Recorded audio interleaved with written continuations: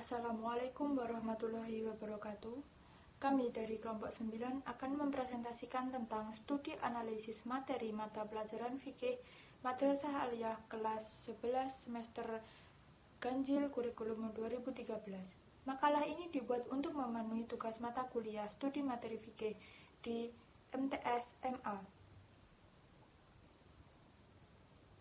Dengan rumusan masalah, yang pertama ialah menelaah ketentuan jinayah dan hikmahnya, yang kedua menganalisis tentang hudud dan hikmahnya, yang ketiga hukum Islam tentang bugot dan hikmahnya, dan yang keempat menganalisis ketentuan Islam tentang peradilan. Tujuannya adalah yang pertama untuk mengetahui ketentuan jinayah dan hikmahnya, yang kedua untuk mengetahui analisis tentang hudud dan hikmahnya, yang ketiga untuk mengetahui hukum Islam tentang bugot dan hikmahnya, yang keempat untuk mengetahui analisis ketentuan Islam tentang peradilan. Memasuki yang bab kedua ialah pembahasan. Pembahasan yang pertama ialah menelaah ketentuan jinayah dan hikmahnya. Secara garis besar, pembahasan hukum pidana Islam dapat dibedakan menjadi dua. Ada yang menyebutnya fikih jinayah dan ada pula yang menjadikan fikih jinayah sebagai subbagian yang terdapat di bagian akhir sebuah kitab fikih atau kitab hadis yang corak pemaparannya seperti kitab fikih. Kitab yang secara khusus dinamakan fikih jinayah memiliki sistematika pembahasan yang lebih terperinci, aktual, dan akomodatif. Dan sebaliknya, kita yang belum secara khusus dinamakan sebagai kitab fikih jinayah, sistematika pembahasannya masih sangat sederhana. Secara etimologis, jinayah berarti perbuatan terlarang dan jarimah berarti perbuatan dosa. Secara terminologis atau istilah, jinayah atau jarimah adalah sebagaimana dikemukakan Imam Al-Mawardi, atau jarimah adalah segala larangan syarak yang diancam hukuman had atau takzir. Dengan demikian, jinayah atau jarimah adalah perbuatan yang mengancam keselamatan jiwa. Adapun kata jinayah menurut syariat Islam ialah segala tindakan yang dilarang oleh hukum syariat untuk dilakukan. Setiap perbuatan yang dilarang oleh syariat harus dihindari karena perbuatan itu akan menimbulkan bahaya terhadap agama, jiwa, akal, harga diri, dan harta benda.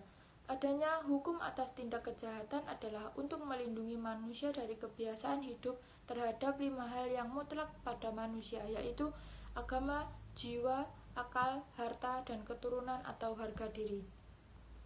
Para ulama pada umumnya mengelompokkan jinayah dengan melihat sanksi hukuman yang ditetapkan kepada 3 kelompok, qisas, hudud, dan takzir. Yang pertama adalah qisas, yang kedua hudud, dan yang ketiga takzir. Penjelasannya adalah qisas adalah tindakan kejahatan yang sanksi hukumannya adalah balasan setimpal dan denda darah atau diat. Hudud adalah tindakan kejahatan yang sanksi hukumannya telah ditetapkan secara pasti oleh Allah dan Rasul-Nya. Dan yang ketiga adalah takzir, adalah tindakan kejahatan lain yang tidak diancam hukuman qisas atau diat dan tidak pula diancam dengan hudud. Dalam hal ini ancamannya ditetapkan oleh negara. Dan yang kedua ialah menganalisis hudud dan hikmahnya. Hudud adalah bentuk jamak dari kata had yang berarti pembatas antara dua hal. Adapun secara bahasa arti had adalah pencegahan. Berbagai hukuman perbuatan maksiat dinamakan had karena umumnya hukuman-hukuman tersebut dapat mencegah pelaku maksiat untuk kembali kepada kemaksiatan yang pernah ia lakukan. Hukuman had merupakan media penjera pelaku maksiat hingga ia tidak mau mengulangi kemaksiatannya lagi. Sedangkan menurut istilah syar'i, hudud adalah hukuman-hukuman tertentu yang ditetapkan Allah sebagai hukum terhadap pelaku tindak kejahatan selain pembunuhan dan penganiayaan. Tujuan inti dari hudud yaitu mewujudkan kemaslahatan manusia.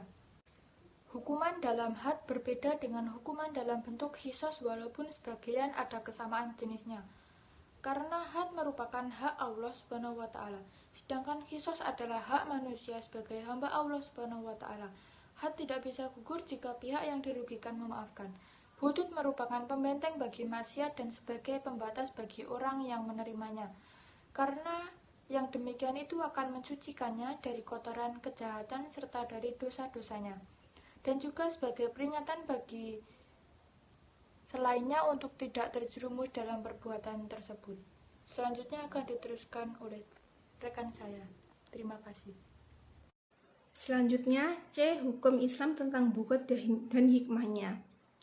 Bugot adalah tindakan perlawanan yang menghancurkan orang beriman dan memorak-porandakan kaum muslim di suatu komunitas. Dalam tatanan politik, bugot adalah tindakan pemberontakan yang mengancam eksistensi umat Islam di tempat terjadinya bugot tersebut. Umat Islam wajib melawan setiap tindakan bugot. Dasar hukum Islam tentang bugot. Firman Allah dalam Al-Quran surat Al-Hujurat ayat 9 yang artinya, dan apabila ada dua golongan dari orang-orang yang beriman berperang, maka damaikanlah keduanya. Apabila salah satu dari keduanya itu berbuat aniaya terhadap golongan lain, maka perangilah golongan yang berbuat aniaya itu, sehingga golongan itu kembali kepada perintah Allah. Jika golongan itu telah kembali kepada perintah Allah, maka damaikanlah antara keduanya dengan adil. Dan berlakulah adil, sesungguhnya Allah menyukai orang-orang yang berlaku adil. Kemudian ayat berikutnya firman Allah surat Al-Baqarah ayat 194 yang artinya, barang siapa yang menyerang kamu, maka seranglah ia seimbang dengan serangannya terhadapmu. Bertakwalah kepada Allah dan ketahuilah bahwa Allah beserta orang-orang yang bertakwa. Adapun dalil hadis tentang pemberontakan dinyatakan yang artinya dari Ibnu Umar radhiyallahu anhu dari Nabi Muhammad SAW, beliau bersabda, mendengar dan menaati pimpinan hukumnya hak atau wajib selama tidak memerintahkan kemaksiatan. Jika diperintah untuk melakukan kemaksiatan, tidak wajib mendengar dan menaati. Hadis rawahu Imam Al-Bukhari. Hikmah pelanggaran bugot. Yang pertama, memberikan jaminan stabilitas sosial, kedamaian, dan kerukunan dalam kehidupan bermasyarakat dan bernegara. Kedua, upaya mencegah terjadinya perpecahan dan disintegrasi bangsa. Yang ketiga, memberikan kekuasaan pemerintahan yang sah menurut hukum untuk menjamin persatuan dan kesatuan. Yang keempat, memberikan bimbingan kepada masyarakat untuk dapat berperan serta dalam mewujudkan kebersamaan dan menaati aturan hukum yang telah ditetapkan pemerintah. Yang kelima, memberikan pelajaran kepada masyarakat untuk dapat menyelesaikan permasalahan dengan jalan damai dan menjadikan perbedaan sebagai sebuah kekuatan untuk membangun fondasi kebersamaan dan kekeluargaan dalam kehidupan berbangsa dan bernegara yang berdaulat secara penuh tanpa ada rangsangan dari dalam dan luar negeri. Bismillahirrahmanirrahim. Yang terakhir yaitu analisis ketentuan Islam tentang peradilan dan hikmahnya. Yang pertama, pengertian peradilan yaitu dalam bahasa Arab diungkapkan kata qadha yang berarti memutuskan, memberi keputusan, menyelesaikan, dan menurut istilah adalah suatu lembaga pemerintahan atau negara yang ditugaskan untuk menyelesaikan atau menetapkan keputusan atas setiap perkara dengan adil berdasarkan hukum yang berlaku. Yang kedua yaitu fungsi dari peradilan.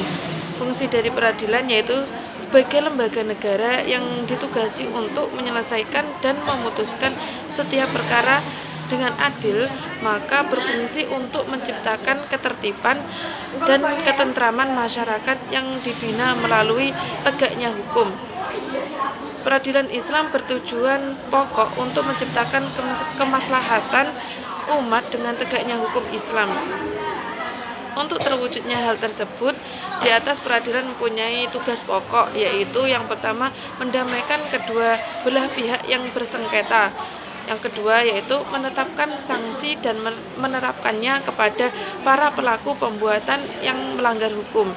Yang ketiga yaitu terciptanya amar ma'ruf nahi mungkar. Yang keempat yaitu dapat melindungi jiwa, harta, dan kehormatan masyarakat. Yang terakhir yaitu menciptakan kemaslahatan umat dengan tetap tegak berdirinya hukum Islam. Yang terakhir yaitu hikmah dari peradilan. Sesuai dengan fungsi dan tujuan peradilan sebagaimana dijelaskan di atas, maka dengan adanya peradilan akan diperoleh hikmah yang sangat besar bagi kehidupan umat, yaitu yang pertama, peradilan dapat mewujudkan masyarakat yang bersih.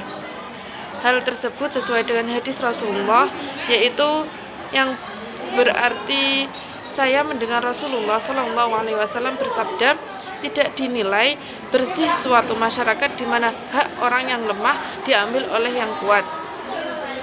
Yang kedua, terwujudnya keadilan bagi seluruh rakyat, artinya setiap hak orang dihargai dan tidak dianiaya. Yang ketiga, yaitu terwujudnya perlindungan hak setiap orang. Yang keempat, yaitu terciptanya aparatur pemerintah yang bersih dan berwibawa. Yang kelima, yaitu dengan masyarakat yang bersih, pemerintah yang bersih dan berwibawa, serta tegaknya peradilan, maka akan terwujud ketentraman, kedamaian, keamanan dalam masyarakat. Yang keempat, ketentuan Islam dalam peradilan. Ketentuan Islam tentang hakim dalam peradilan.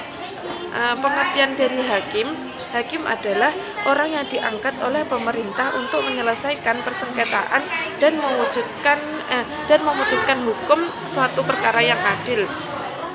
Dengan kata lain, hakim adalah orang yang bertugas untuk mengadili. Ia mempunyai kedudukan yang terhormat selama berlaku adil.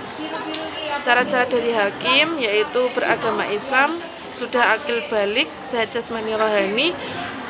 Hakim ialah orang yang merdeka, berlaku adil sesuai dengan prinsip-prinsip keadilan dan kebenaran, dan hakim itu yaitu laki-laki bukan perempuan yang bisa memahami hukum dalam Al-Quran, terus memahami ijma ulama serta perbedaan-perbedaan tradisi umat, bisa memahami hukum dalam Al-Hadis, bisa memahami bahasa Arab dengan baik, bisa memahami dan menguasai metode ijtihad karena ia tidak boleh taklid. Dan yang terakhir yaitu syarat-syarat dari hakim, yaitu seorang hakim harus mendengar dengan baik, dapat melihat, harus mengenal baca tulis, harus memiliki ingatan yang kuat dan dapat berbicara dengan jelas. Adab atau etika hakim. Yang pertama, melaksanakan tata tertib pengadilan, yaitu bertempat tinggal di kota. Pada saat mengadili, hakim duduk di tempat terbuka yang dapat dilihat oleh semua pihak. Yang ketiga, sebaiknya hakim tidak memutuskan perkara di masjid. Terus memperlakukan sama terhadap orang-orang yang berperkara yang meliputi 3 hal, yaitu tempat duduk, kata-kata, dan perhatian. Hakim tidak boleh menerima hadiah dalam bentuk apapun dari orang-orang yang sedang berperkara. Yang terakhir yaitu hakim tidak boleh memutuskan perkara dalam keadaan marah. Sekian dari kelompok kami, kurang lebihnya mohon maaf. Wassalamualaikum warahmatullahi wabarakatuh.